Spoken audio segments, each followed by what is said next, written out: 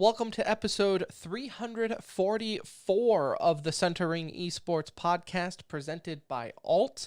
And this is going to be the best episode ever because we have Yikes of the Week, Good Dude of the Week, and a Cologne Finals recap.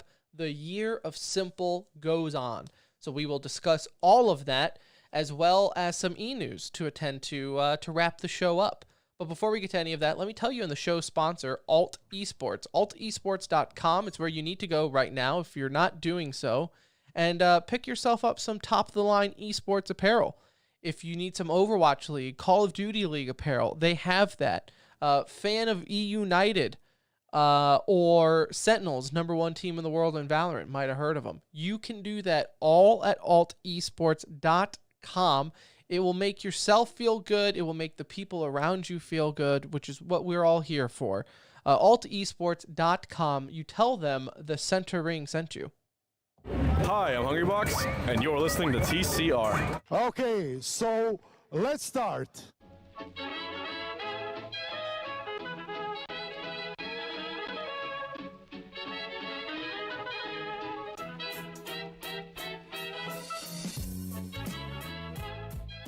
Hello, everybody.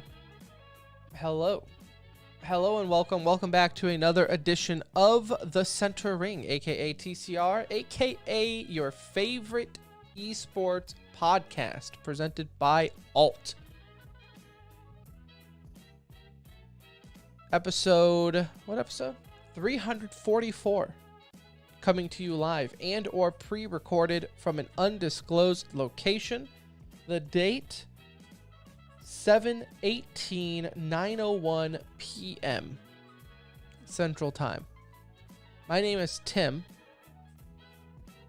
Or first, follow us on Twitter at the Centering, and you can join the Discord. The link's in the description. Everything you need to know. But in case you missed it, my name is Tim, and I will be your captain for this journey into esports. And alongside me, as always, is my best friend, my brown friend. It's Anuj. What's up? What up, what up? Happy Sunday. My brain is mush. My brain, I feel, is mush. I'm feeling good. We had a BO5 that, felt like a BO3. Yeah, best case scenario. Yeah. Was pretty quick. It didn't feel crazy long, at least. I was telling you in the pre-show, and I don't know if this is me getting older. Probably is. But I went swimming today. And man, I don't know if it's like the sun or what. It whoops my ass nowadays. Dude, swimming just drains me. Like, it's fun, but it's like I get out of the water and I'm like, okay, you know what? I'm ready for a nap. Right. The late day swimming and then going right into the shows. Not good. Not good forward thinking on my end, but you know what? For the people, I will get through this and I will still provide the best esports content that the world has to offer, because that's what we do. We'll bear the cross so others do not have to. Other than that, good esports weekend, good sports weekend. Hopefully everyone also had a good time. Lots of sports to catch up on, a lot of LANs to get back. We had Cologne back in LAN. Smash Summit returned in person again, which I think is, between Cologne and Smash Summit, those are the two signs. If you needed signs to know that life is getting back to normal, that's what you need. And I also think Smash Summit is also in California, which is also huge because that state has been like notorious for getting on to people about gatherings and stuff. So well, they just reinstated the mask mandate in LA County. Yeah, but the masks, for how they've been locked down, I'm sure that's nothing. Yeah. I would gladly wear a mask. I still wear a mask, but I would gladly wear a mask and be able to go out than not out at all. So it's weird hearing people still talk about COVID in the sense of like being locked down, because here in Texas, for better or for worse, it was really cured after the 2-week lockdown a year ago. Yeah, I now, since I've been vaccinated, I don't wear a mask at all anymore. Really? Yeah, I do. partially in solidarity to the employees who still have to wear masks, because I'm like, that still sucks, so I'll wear one. But Yeah. also, my brain has been washed at this point, and I enjoy just not getting sick in general. So I'll just I mean, it's not bad for that reason. right. I am such a baby when it comes to getting sick. Like when we're on a plane in I a think if little I got month. the Johnson and Johnson, I would still be wearing a mask. Is that the Yeah. one that you got? No, that's starting to feel like it was just water at this point. Yeah, right. Some A sugar water. a little bit of saline solution. Yeah, like some Windex. Here you go. No. But now, whatever. Whatever people want to do. Wear a mask. If, whatever. I don't care. That's not what this podcast is about. This podcast is about esports, Anuj, and damn it, we had a lot. Let's start on a happy note. Let's start with Good Dude of the Week, as 100 Thieves announced that they are doing the 100 Thieves hype tracks, which are available to all, free for all streamers and content creators. So that would be us. No DMCs, no restrictions, no credit card required. So I haven't listened to them yet, so I hope they're actually decent. Because listen, free content is nice, but if it sucks... It's not bad. I Okay. actually added it to my Spotify and listened to it a little bit, and I was like, okay, for like, again, I mean, it's not Drake or something like that, but it's not bad. It's just music, and some of it's like house mix Yeah, and that's all I need. I um, don't need... Well, yeah, maybe I do need Nade Shot rapping. Maybe that's something I... that's next for them. Maybe that's something I never knew I needed. Let's... But still cool that they're doing. I mean, obviously, with all the drama that's been going on around that, and content creators having to delete years and years of content, which I can't imagine how.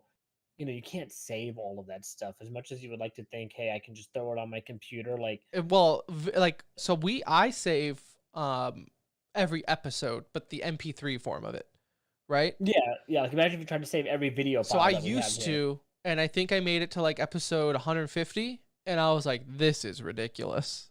Like, I need another hard drive. yeah, like YouTube has this anyway, so if I absolutely need the video, I can pull it, but I don't think I'll ever need to look back. At least we have the audio to go back and listen to if we ever need it.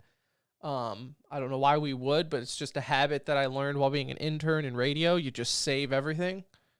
But yeah, I couldn't imagine. I can't imagine. No. So again, just a nice. And You and I were talking about this the other day when they released this. They just have their finger on the pulse for the esports community, the like gaming fashion community, um, finding a way just to be cool, right? Like that's just kind of their thing. but Is the just right like way of being cool. the right way, right? Like not like the phase way of being cool, right? Because that's also cool. It is, and I understand the appeal to phase because I'm older and wiser than I used to be. I know better than to like be like, oh, there's some like heroes on this pedestal. Like I know that they're not If I that. had to relate it in college, FaZe is like the party fraternity of douchers. And 100 Thieves is like that cool group that you see in the common area just having a good time, and they'll invite anyone there. Unless it's an invite only party on Twitter. Unless it's an invite only, super top secret, DM me and you can get in type of party. But again, they just so- I think they just have their finger on the pulse really well of Yeah. what is good timing. Like something like this is Yeah. everybody had an opportunity to do Look, this. So, it's I like, make fun of 100 Thieves, but I also like if Nate Shot or Courage ever listens to this show, which I mean, of course they do. We're the number one esports podcast, so why wouldn't they? I make fun of everyone. Like it's not like I single them out, it's just what I do. And sometimes they make it easy. Like Courage makes it easy to poke fun at him once in a blue moon.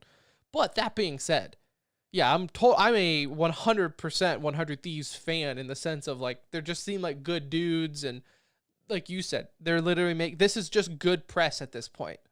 yeah. They're making no money off of this. I have Spotify pulled up here. Let me well, this is proof if this is really copyright free. If not, we will have Save to it. Play it in the outro today. Well, I just We'll want give them a little shout out. I just want to see here. This is Infinite. Is this it? Oh, that bass. I can't really hear anything.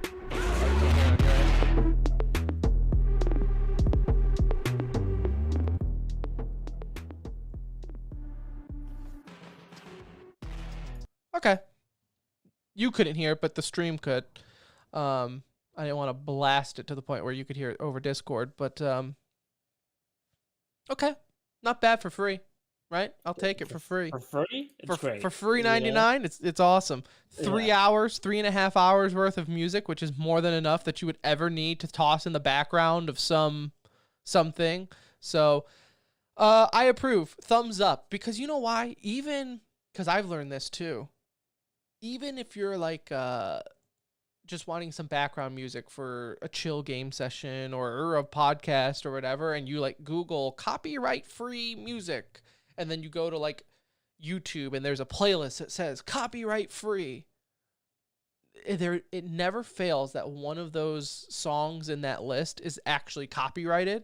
And if you let it play in the background and don't know it, it completely butchers everything because they mute like a 30-minute window.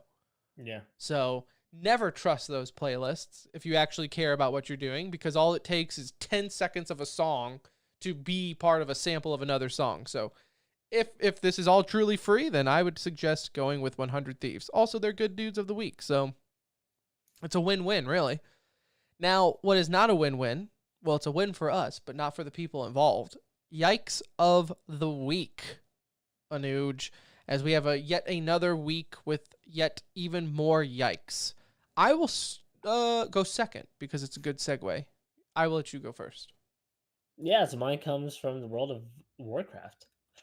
This is from, most of you know, the race for World First is taking place in the Mythic Plus Sanctum of Domination. Domination, I believe it's Domination, called. yep. Unless they are raiding the going on Dominion right Republic. now.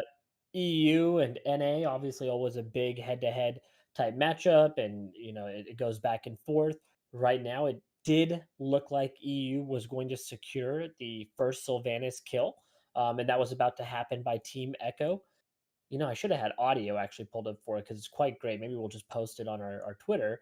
But for Team Echo, they were at the final boss fight, getting close to getting Sylvanas down to 50%, which in normal and in heroic is the point where she dies and it kind of moves on. The cutscene starts. The raid is over at that point. You get her down to 50% and you've completed the final boss. I have the audio whenever you want. You know what? So let's, from there, now you know what's going on. So, right, they are on the final boss fight. They are about to get her to 50%.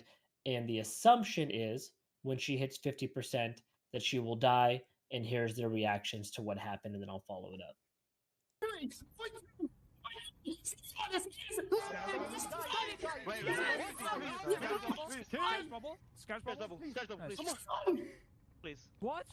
Please.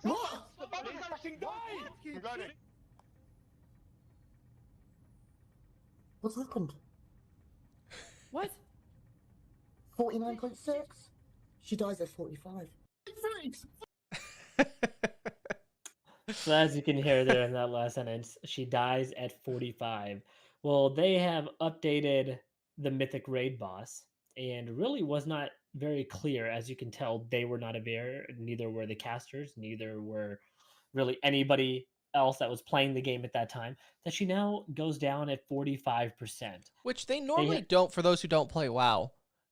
There's always a difficulty difference between Mythic and normal and heroic, but not like that. Like, you don't have that kind of a change where it's like, I mean, generally it's the same percentage, it's just more difficult and more abilities take place and things of that sort. So in this case, the life also does go down 5% more. They did unfortunately realize that, hey, we're all playing our characters to their maximum of potential. Nobody died during that fight. We're not going to be able to do more than we did before she gets too strong and essentially kills us off. So what happens now is them, along with the other teams, wait till Tuesday for the reset to take place and then take their stab at it again. Now, Tim, although it was a yikes that Blizzard did not notify or give them the heads up that this change was there, which is a big enough yikes. Can I time Where, out? yeah, When you say stab at it, they're going to have to do the whole raid, correct? they'll have to reset and go through it again. The whole raid, not just Yeah, start the out. whole raid. Okay, not starting at the final boss. It's they Yeah, gotta go but through like the the whole reason thing. they wait till reset is because they're gonna get another piece of gear. Maybe they'll get additional pieces from other pieces, like types of content between now and then, so they can go in 5% stronger, hopefully, to do that extra 5% DPS. And so the secondary yikes that's tied to this is Echo is a EU guild. Why is that a big deal, you ask? The EU reset is not until a day after the NA reset. So Hell NA yeah. based teams will Hell now yeah. have a 1 day advantage to go in and clear out the raid, taking multiple attempts at Sylvanas while being stronger. And mind you, everybody's close right now. It's not like there's like huge disparities between 1, 2, 3, 4. Like they're all right there. So most likely an NA team will win the race, but I would contest. I would definitely like feel robbed in the situation if I'm Echo because Hell yeah. again, they're on the verge. NA So baby. they just NA. need- give the same global release. You've been doing mythic raids for how long now? And you don't have a global release schedule for world first? Like c- that's a bigger yikes to me that we don't have a global release when it comes to this because it does put these guys in a really crappy spot. Like they know they're going to lose. I don't It's see pretty anything wrong with much. this. None. Tim, I'll wave that Maybe be American better. flag, but Maybe not be European. we're not cheaters on this show. At least I don't believe so. I don't think either one of us have ever Hey, they're just thought of playing. ourselves as NA cheaters. is just playing where the ball lies at this point. They're not doing anything that they're not They're supposed not doing to. anything wrong. That's why the yikes is on, the game devs. Like you should have a global release schedule in place so you don't run into these issues because it does suck. Like Echo, I I feel mean, for him because I know how hard like people think that yeah, hey, they're just doing this one raid. There's like so much prep time, and I mean, well, and they're so getting I was paid. explaining Like this their in salaries Discord. are on the line. There's just a lot on the line and a lot of time invested. And yeah, I mean, it just sucks for something like that to happen, and to lose out on that type of situation is even worse. I was explaining on Discord to a couple listeners who don't play WoW, so they weren't really understanding the concept of the world's first when it comes to this. And it's on Mythic, which is the hardest difficulty. And these guys, right? The clans or the guilds that are going for it. And correct me if I'm wrong. Limit, who is also with Complexity, have done it twice now, back to back world first for the last two raids. I believe so. So, there's a lot on the line for them because that's what these guys do. They aren't professional esports players in the sense of like there's competitions all the time for them to. They are the best PvE guilds in the world. Like they are truly mastering the game. And they are doing it. These are the nerds that theory craft so us casuals can just Google how to do things and copy their builds. So that's what these guys are doing. I look at it similar to like a Olympics or a World Cup type situation because it's for them their job only matters once every like 7 or 8 months. I know that's not the same time as 4 years, but Right. think of that. If you're an esports player and you don't have matches every weekend like you do in Counter-Strike, Valorant, like all these Now, other I'm sure games. some of these do like the mythic races and stuff professionally, maybe, right? Some of these guys Well, probably carry over yeah, a because little there's bit. like what 25 players or Right. so that are out there. A couple of them might also be in like the arena game, but that's only maybe 2 or 3 of them Right. at most, right? Some of them, 5 or so, might be competing in the Mythic Plus segment of the But the that majority of them are just competition. WoW content creators in between, and then boom, new raid. This is what they do, and they are going into the unknown when it comes into the mythic difficulty of like, okay, is our gear good enough? Right? We're gonna Yeah. fight all this for a week for 12 plus hours a day figuring this out, and then now all of a sudden you realize at 49.9% it's different and it wasn't enough. You And know, to know that you're not going to make it at that point right. had to be It does. So I'll tell you what sucks about this is because it could have been beautiful in the sense of like Blizzard says, "Hey, guess what? Now you mofos know it's not at 50% and we pulled a fast one on you. Guess what?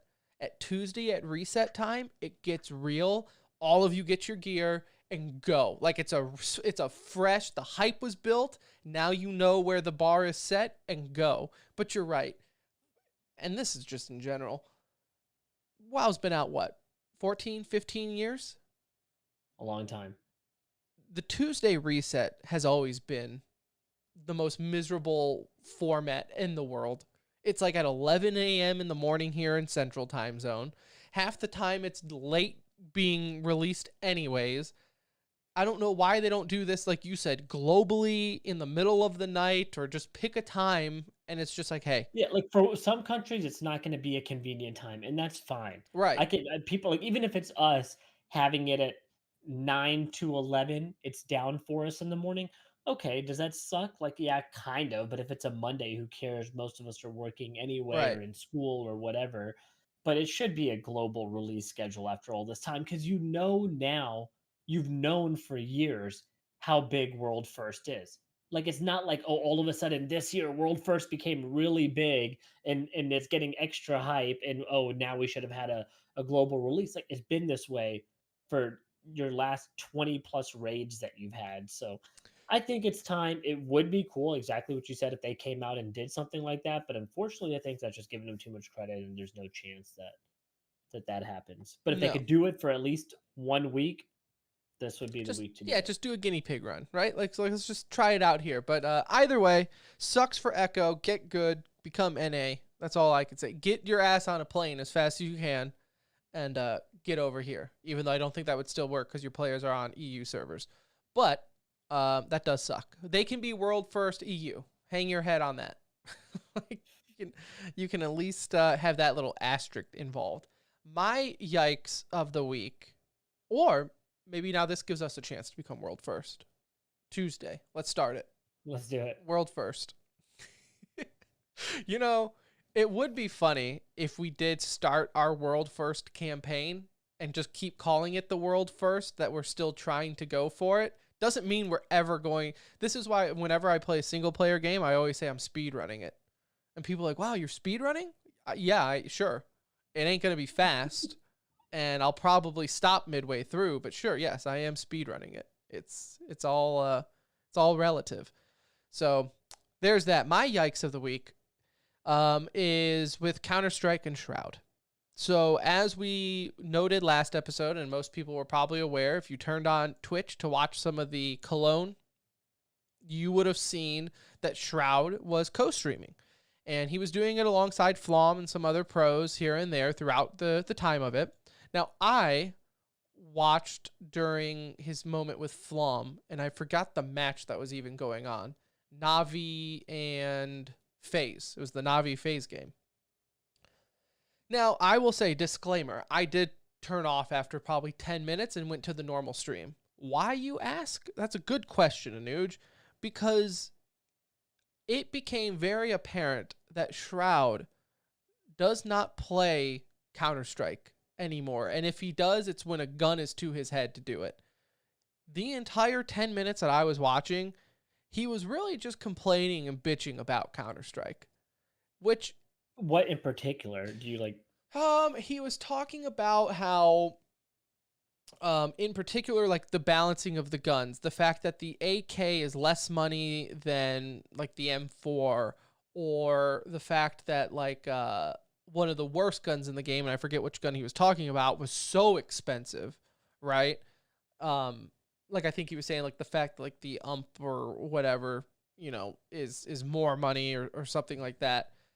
And he was just complaining about gun balancing or certain mechanics or teams or the length of things. It's just complaining about the game. Now, I will give him some benefit of the doubt. He has played this game a long, long time. And he even got called out by it by chat, and he said, look, it's definitely a love-hate relationship. Like, yes, I love Counter-Strike, but at the same time, like I'm also over Counter-Strike, right? I mean, he's clearly moved on. Correct. Yeah. So, but again, my yikes from here, and I know Valve didn't hire him. This was ESL hiring him to co-stream. But that being said, if I were ESL, now mind you, maybe they don't care because he had 70,000 plus people watching him, thus watching their event, so maybe they don't care in the end. But I would prefer if the guy I paid to watch my event didn't completely shit on the game while watching said game. Because I had to turn it off. Like, I'm here to have a good time, watch some Counter-Strike, and Shroud was bringing in the negativity. Yeah, I mean, so just to be truthful, I didn't watch a minute of his stream. I just watched the main stream because I want to hear the casting See, and all that sometimes anyway. I like his, like, when he does Valorant, it's nice to hear, like, actual opinions going on. Yeah, like I mean, I've watched co-streams before, Yeah. so it's not like I haven't Right. done it. His isn't For this normally bad, but then he also was watching with Flom, which is a acquired part of it taste. is like Shroud, I also know does not love CS right now. It's a love-hate Yeah. relationship because he loved it at one point, but he doesn't really.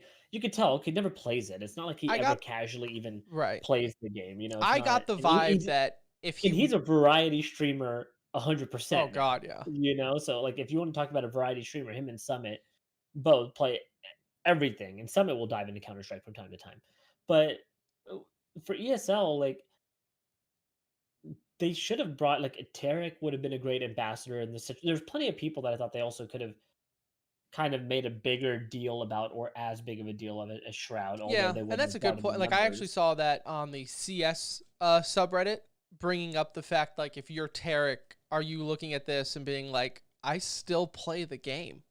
Like, Shroud kind of pulled a courage in the sense of, like, when he left the scene, he just completely kind of forgot the scene. Now, again, I'm not saying, like, Shroud needs to dedicate his life to Counter-Strike after retiring from it. He can do exactly whatever he wants, right? That's his prerogative, and that's fine. But you could I got the vibe that, like, if he wasn't getting paid to co-stream this event, he wouldn't be co-streaming the event, you know?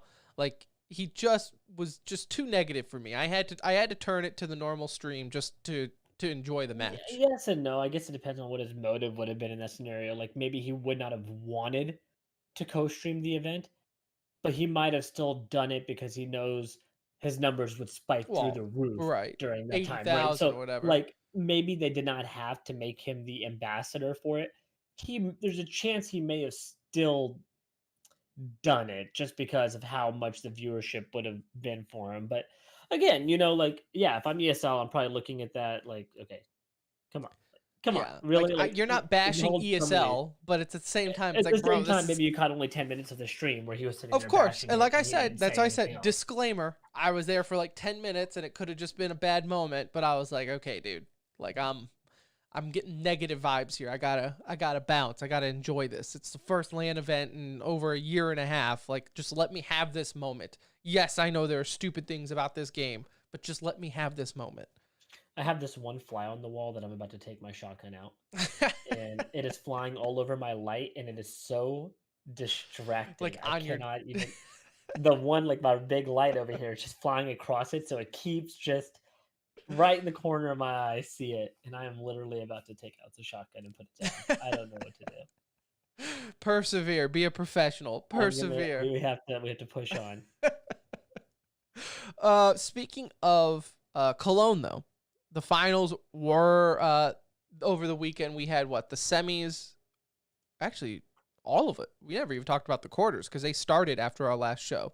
Yeah. So we had the whole playoffs that we have yet to discuss. So obviously, spoiler alert, Navi beat G2 in the finals 3-0. I was going to watch it tonight. So the year of s1mple continues. As I said last episode, I really think the stars are aligning and destiny has been written. s1mple is winning the major this year. So beat G2 3-0.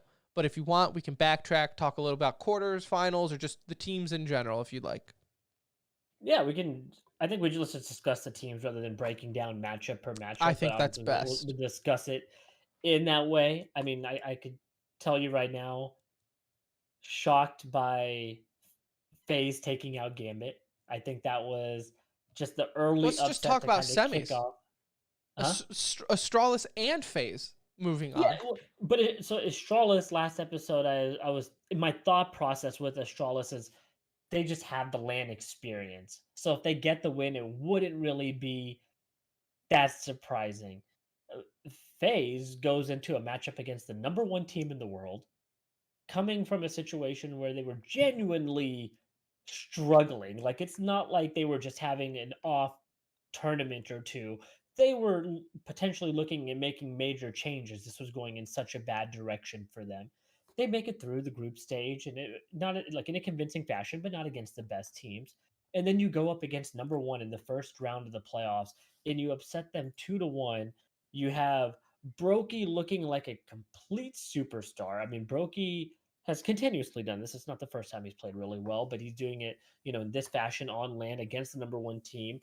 Gambit's only win came in a overtime match on Overpass. The other Inferno, they were able to FaZe was able to take relatively easy on map 3. So just really impressive. I'm happy for Kerrigan. The guy is even on this show, it gets beat up from time to time, but he also played really well. And look, they looked good. Like if Brokey and Twist can be that dynamic duo, Kerrigan can be solid not only from a play style but calling side. Like that,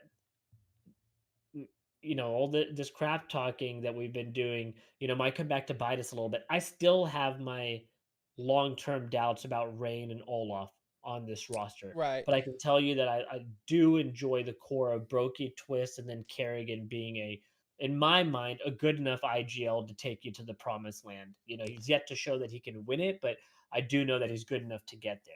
Yeah, no, I'll give credit where credit's due. It's not a secret that I'm not a FaZe fan. I just, as an org in general, I enjoy seeing their failures. But that being said, I am super happy for the guys on this squad. Ignore the fact that they got 2-0'd pretty badly by Na'Vi, like 16-7 on both Inferno and Mirage. At that point, though, the fact that you made it to the semis, like you said, the fact that you beat Gambit, the number one team in the world, like you won in your eyes. Like this, you walk away. If you're FaZe, you are walking away with your head high saying, you know what? No one even gave us the benefit of the doubt that we would make it out of play-ins, let alone make it to a top 3 spot. So if you're FaZe, and if you're a fan of FaZe, this is an absolute win in my eyes. Now, like you said, the uncertainty in the future, though, that's let's not worry about that right now. Let's worry about the after party taking third. Because yes, I've said it 1,000 times. I'll say it 1,000 more. I just don't know where you go with Olaf here.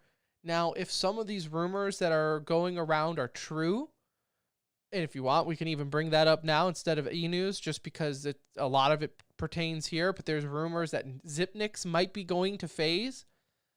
This was sort of to kind of backtrack where Tim was coming from on that. The Danish Leaks CSGO Twitter account, not affiliated, has random leaks that they leak, especially within the Danish scene, hence the handle.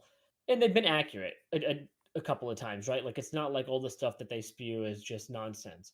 So they did release recently rumors of where the players are going for Astralis. And mind you, this is coming off of Astralis also. So before we go maybe into the rumors, Astralis, Tim, probably feeling the same way FaZe does, was wow, we made it all the way to the semis, getting further than Nip did, doing this without a true Opper and Glaive having to play that role, which by the way, being IGL Opper, like bringing back real Fallen vibes right now. But he played, I thought, amazing. He was definitely not the reason that Could they you lost. imagine if you were an IGL? If I was an IGL and a team asked me to op, I'd be like, "Are you kidding me right now?" Like it's like getting the kid out of the car and then your wife says, "Oh, by the way, can you get the bags as well?" I like what? Like, do you not see my hands are full right now? Like, come on. You want me to be an IGL and Captain Clutch at the same time? Give me a break. Like, imagine trying to make a call while you're also holding like the tightest angle possible, trying to look for a pixel. Like, it's incredible. But I really applaud Glaive and his efforts this whole weekend because it was incredible. He played really well. I thought Astralis showed that this is why they were the dynasty, because it wasn't all Device. A lot of it was, right? Device did so much for that team, but Device played a role as one of five ultimately. Device was an opera for that team, and he was one of the best in the world at his role. But so were these other four guys, right? They Hmm. were one of the best at their roles in the game, in the world. And so it's it, it was just awesome. I mean, honestly, I caught myself rooting for them because I was like, wow, like we all wanted to see this dynasty fall, but I wanted to see them fall as a group, right? I Right. didn't want to see, because Device left, this team falls apart. So Looking this was back, don't you think that we and everyone was maybe a little harsh on this Astralis roster after Device left, thinking like, oh, well, complete rebuild season now. Now, if these Danish leak rumors are true, I would honestly. So looking at those rumors, and that is strictly what they are at the moment, but we'll say per sources, we were told this because no one can double double check that. Um, it like some of it looks crazy enough that yes, I could believe it and it could work, but at the same time, like I felt like maybe they're on the right track with this roster. It's not completely far out, unless Device leaving created such a riff with what's going on between the players and the org that they're all just like, I'm out. it didn't seem they don't seem like that far stretched of guesses, That's right? what I'm Like if saying. we're Like talking it's like, like they man, really this is crazy, but like Zipnik's on face. Olaf needs out. Like this, that makes sense. Like that makes yeah, sense. yeah, so what he's listed as Magisk to Complexity, and you could see that even potentially being true with I think Magisk and Config played together on North. Did they not? I don't know. Maybe that's wrong. I thought they did for a Maybe while there. maybe their paths Uh, crossed a little bit. I don't yeah, remember. I'm pretty sure they did. They're both also like obviously same scene. Dupree to Nip. I love the way that sounds because Dupree is still balling out, and Nip. I mean, I don't know if it'd be for LNZ or who, but if that were to happen, great. Bubsky to be part of the rebuild, and as Tim mentioned, Zipnik's, to face. So those are the rumors that are out there, 100% rumors. But for now, and to answer your previous question, yeah, like I probably owe them some of an apology here for like completely doubting them and ruling them out. But part of that was knowing that, hey, these contracts are coming to an end. This roster probably will not make it into next year, at least as a whole. Like we know there's probably going to be some changes, even if that's just on the coaching side, Hmm. there are going to be some changes. So that's where the doubt really started to creep in as you lose your best player and this roster is not going to be viable, like it's not going to go long term. But they proved all of us wrong this weekend. Like, imagine if they had Device, they probably still would have been a favorite to win this Yeah, event. It's not 100%. like it's not that far stretch to think that either. So, it was nice to see them do well, but we did have the two big winners, I guess, make it through to the grand final, and G2 and Navi. I think you and I were both headed in the right direction with our picks for the most part there, and predicting who was going through with Navi again coming out 3-0. But only one of us had the correct winner. Only one of us had the correct winner, and to say it is the year of s1mple again, as I said last week, like he's already got the year 2021 locked up. If he didn't play another event, including stopping after this one, like he's already got 2021 locked up. He posted, I mean, what was it? I had it pulled up earlier. Are He you thinking posted a of the 1 point, 2.1? well, he had a 1.51 rating for the event out of 2.0. And that is like that's people's best map of all time, is having a 1.51, and s1mple's like averaging that for a playoff run. In the phase match, he rated a 2.01, and on which map was that? Well, This on that he was a 1.78. You on can't be a in 2.01. no, on Inferno 2.01. Look it up, hltv.org. He broke it. I know it says rating 2.0. I think that's just rating 2.0 system. I think you can be higher than a 2.0. That's just they're saying it's their second rendition of their rating rules. Still, like, I mean, look, what did he break the record for most aces in Yeah, an he event? broke the record for most aces in one event at 4. because he got an ace in the G2 matchup. 4 feels like the number that you see in events sometimes, I might let have alone 4 aces in my life playing CS. Like if it was like an actual competitive match, right? Like in gold matchmaking. MM. Right. Yeah, in old MM when like they would pair me up with silvers when I was like an LE or something like that. Maybe I had some aces. But like in the phase matchup, s1mple alone. I already said 2.01 rating. On Inferno. On Inferno, he went 32-11. His ADR Anuj was 124, which is average damage per round, 124.7. I mean, That's insane. how do you not win that game when somebody is doing that on the server? And the crazy thing is, Tim, like we were saying Eh, last week, is somebody going to step up alongside s1mple? And it's crazy on 2 parts because one, they maybe could have just done this on the back of s1mple this I time, was gonna as say, well as he was I playing. don't think someone needed to step up on this At one. least on Inferno, yeah, nobody needed to step up. But they got bit, this young, I say out of nowhere in the sense new to the scene, never played on a big LAN event before, comes in and was a solid wingman for s1mple throughout the playoffs.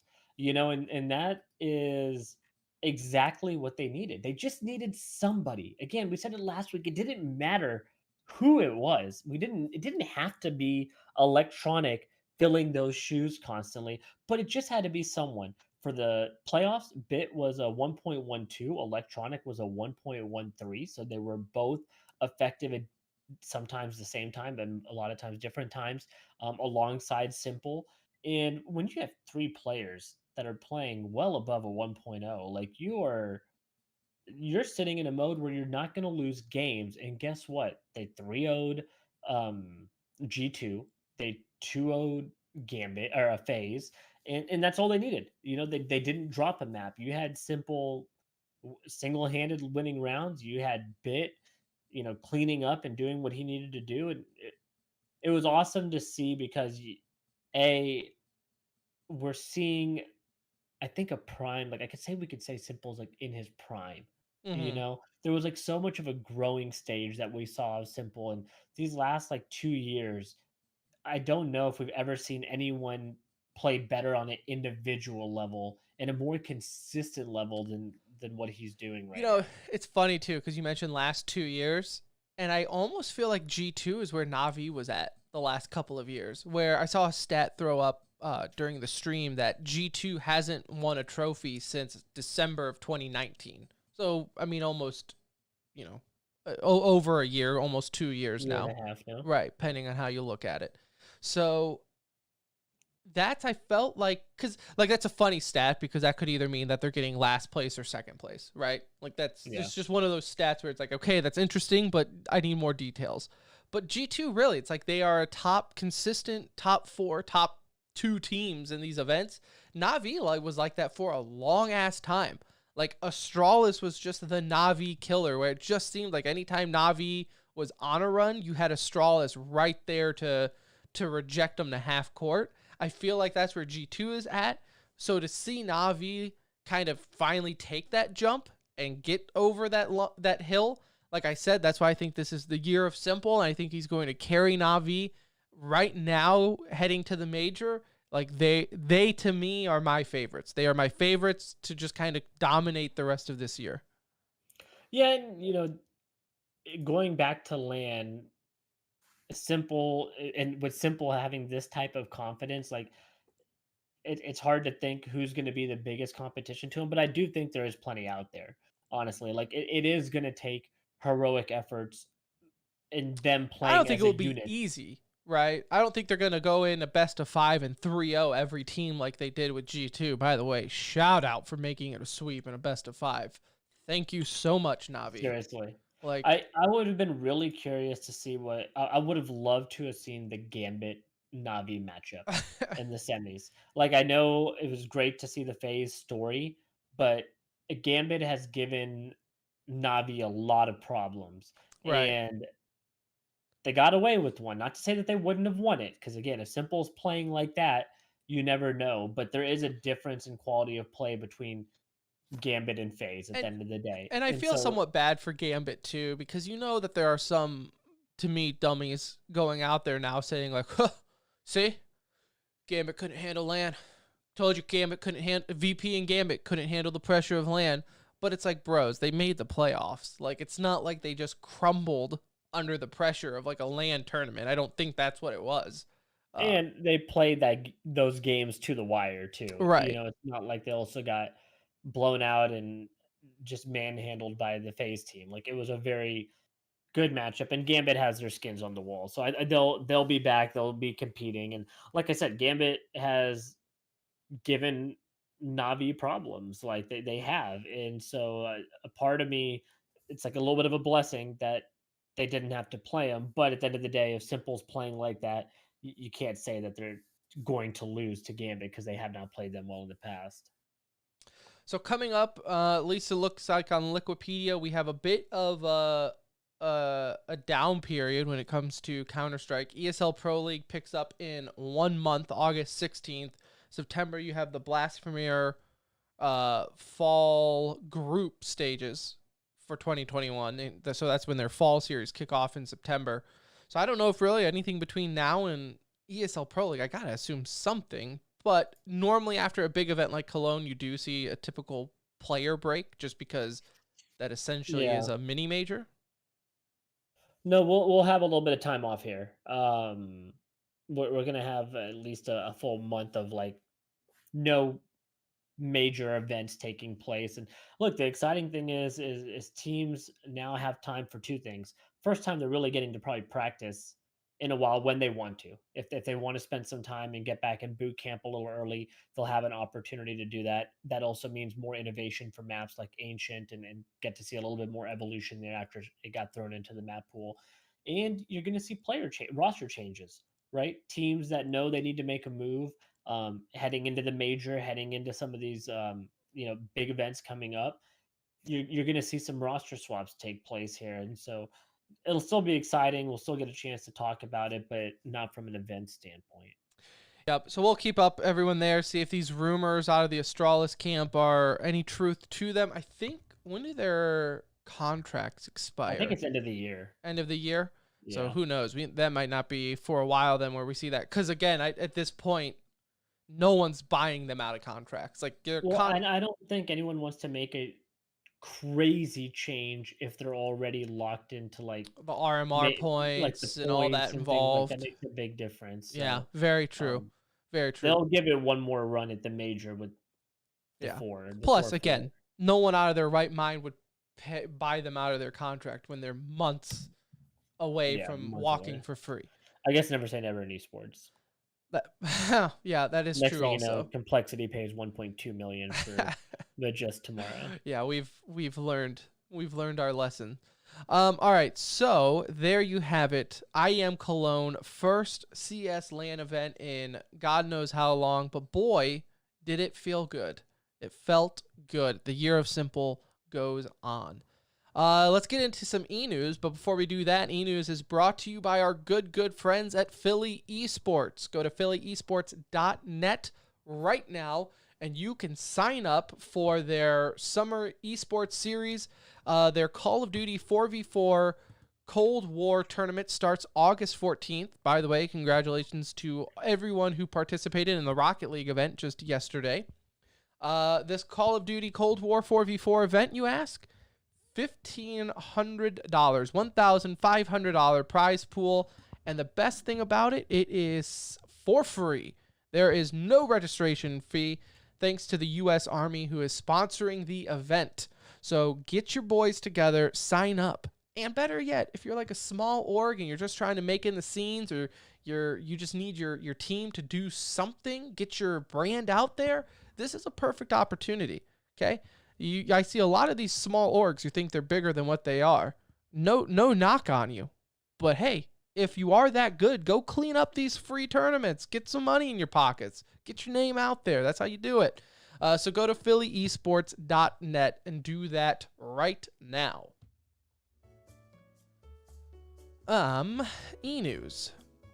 E-news. We've already talked a lot about the Astralis rumor going on. One thing here, so I'll just break down the rumors though. So again, no proof to these rumors, but the way they are: Magisk to Complexity, Dupree to Nip, Zipnix to FaZe, as we've mentioned, and Bubsky will be part of the rebuild process. So the irony that he's going to be the one staying on Astralis. And it's funny, what's the name that we didn't hear?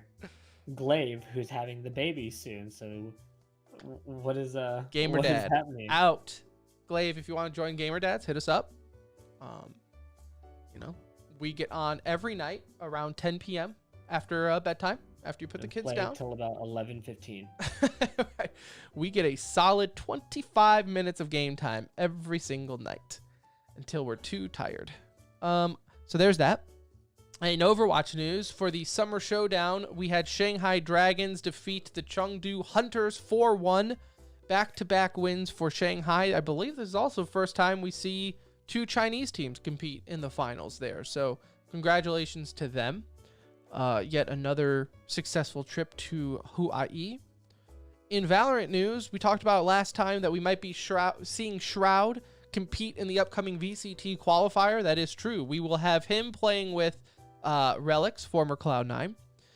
It's Timmy, which I'm told is an Apex player, Sean BM, and Lasky.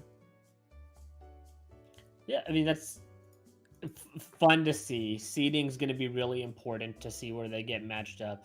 I'm hoping it's really low. That way we can see them. What would make this exciting for me is if they get to play like, Envy or Sentinels Right. or somebody like that in the first round or two. Like, that would be really cool and make it exciting. They're going to have talent, but this is not like a cakewalk. I just don't see this like... It'll be fun to watch. It's going to be fun and exciting to watch. It's hard to think that they make anything above like top 48. Yeah, they're not like... 32. Like, their idea of practicing is probably getting on to Pug together. Much like our idea of practicing before a DreamHack event, right? Like when we want to compete in a LAN event or a tournament.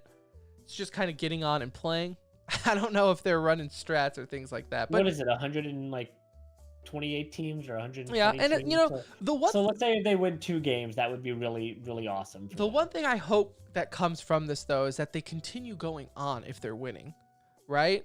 Like, if you're going to join the event, just play to win until you actually do legit get eliminated and just see what happens, right?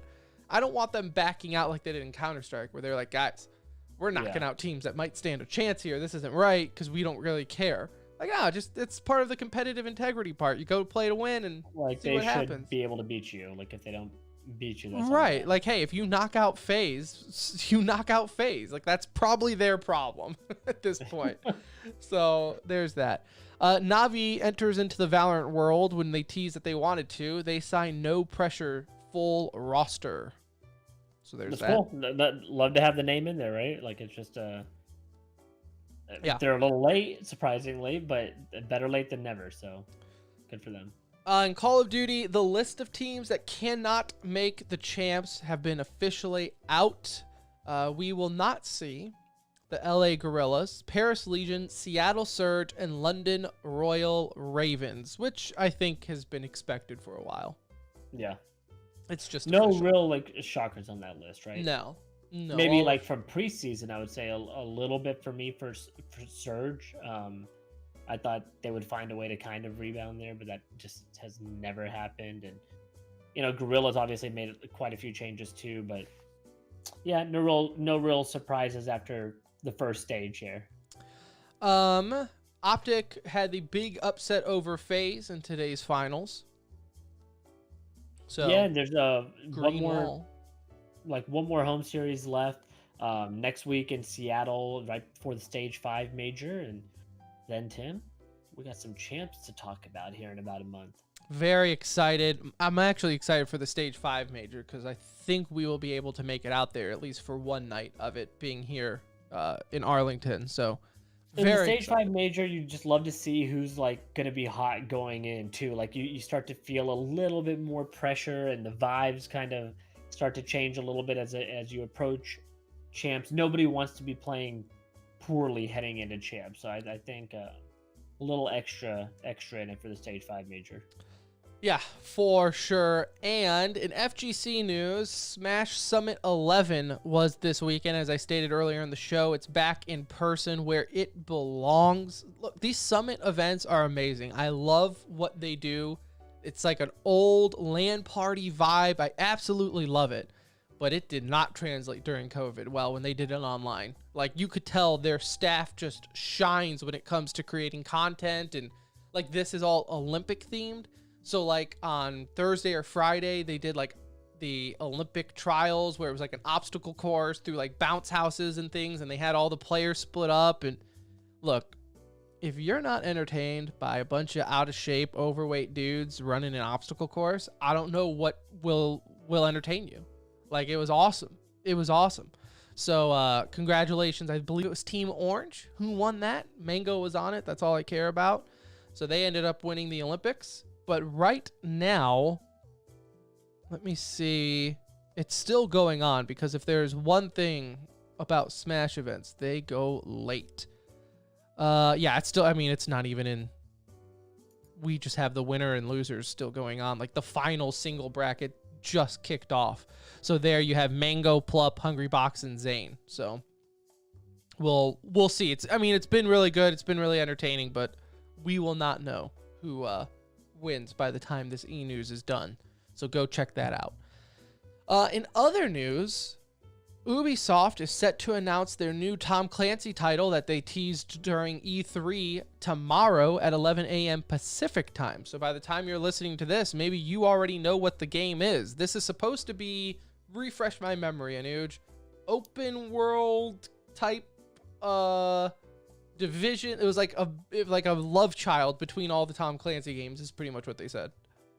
Yeah, which I mean, I'm excited. I really don't know. I have no idea. Right. I've seen such little information, and they said it's going to be like set in an open world, and I'm just They were like, they teased and really nothing. No, their tease was like, you know what? It's going to be a little bit of this, a little bit of that, some of this. And Yeah. you're like, okay. My expectations are just I'm excited we have a new game in the Tom Clancy game, and I would be happy even if it was some sort of like just a co-op game like some of the old school games were. Right. You know, wasn't necessarily like a multiplayer focus game. So I mean, just do a good job in whatever you do, and I'll be excited. You know, That's all we ask for. Just do your best. these games are right in our alley. You know, it's like a shooter. If it's a little tactical, that's awesome. If it's a co-op, that would be great for us. So multiplayer, we enjoy that too, obviously. So I mean, I just want a good game. Yep. Agreed. Oh, Anuj, every once in a blue moon, we look like we're really smart on this show. Like the universe just says, you know what? I'm going to make it look like you guys actually know what you're doing. And gosh darn it, it did it this weekend. As Netflix, this might sound like deja vu to some of you, but Netflix announced that they will be adding video game streaming to their services next year. As I predicted on this very show during our E3 preview, my bold prediction back then was Netflix would have, it's a couple months late, but Netflix was going to start doing video games. Yeah, and we even had a guest on Unfiltered that day, so you had at least one witness to your claim. If nobody else was listening. If no one listened to that episode, I at least have one other person other than you who knows that I made that prediction. So, I mean, it's not that bold of a prediction, to be honest with you. They've literally spent millions of dollars getting every video game under the sun to have a show on there. Have you watched the Resident Evil? And all that stuff as well? You know, Yeah. Sorry if I watched what? Have you watched the Resident Evil show yet? I haven't. I've watched 3 or 4 episodes of it. I have, yeah. So I watched the first 3 or 4 episodes. I like where it's going. It's like I'm 50-50 on it right now. I need to watch it. It's not bad, but I didn't know what I was getting into. I just saw it on my front page and I started watching because like, oh crap, Resident Evil. The animation looks weird. It's that weird. I'm a little confused on when the timeline starts because it just kind of starts. Like it just goes. Oh, really? I'm like, wait. I will have to do that. I need to take control. It's post Raccoon City, obviously. Okay. It's not like any of the Raccoon City stuff at all. It's like okay. They have moved on in their lives and have real jobs, doing other stuff now, and that's when it kind of kicks off. I need to take control of my life again and watch some of the shows. Netflix added a new Gundam movie. I haven't watched that. They have the Resident Evil. I haven't watched that. I think in a couple weeks we have The Witcher season 2 coming out. I gotta watch that. So, See, I gotta go back. I gotta watch season. Not go back. I have to, for the first time, watch season 1. You haven't watched season 1 of The Witcher? I haven't, because a lot of my TV time is like really random, and that's a real like focus. It is. Show. It is. Like I really feel like I had to pay attention. Where Resident Evil, I'll have on, and I'm multitasking at times. You know, that is your homework.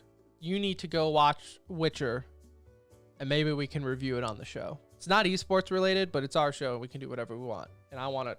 The fact that you haven't seen Witchers, mind blowing. Yeah.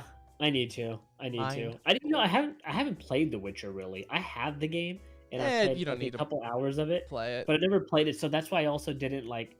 I wasn't like jumping up and down. I don't really even know the story. I know one guy with the sword does a lot of stuff. Right. You don't necessarily need to, I mean, obviously playing the game like any video game show helps you fill in the gaps, No, I just would have been more hyped to go watch it. Right. Well, yeah, of course. So I need to watch Resident Evil. You need to watch Witcher, and I don't know what the next video game show is coming out for them. But either way, they are getting into video games. So there you go.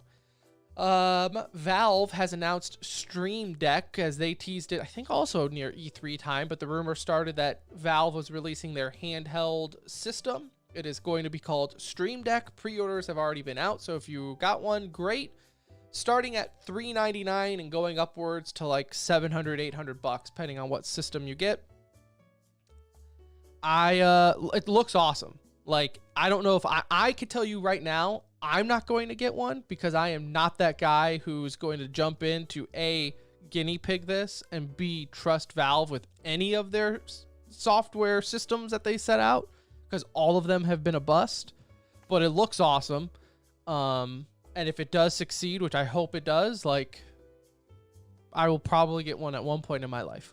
I would actually love to talk about this once we have like every single detail of the system, but we're getting so much now because it is, I think, a really fascinating device because it's beyond a handheld gaming device. If you see that you could plug a monitor and I believe like peripherals, it's basically a PC as a handheld device is how I'm. If you get the dock for it, which is sold separately, you can hook it up to your monitor. You can hook a mouse and keyboard up to it. So yeah, it's like, it is essentially like if you travel and you want to carry around a computer and all, I mean, it's... The thing is, like, carrying, like, the monitor situation makes that a little difficult, right? But I'm more talking, like, if you travel in the sense of, like, lands or something like that. Yeah. Like, this could be game changer for that type of stuff.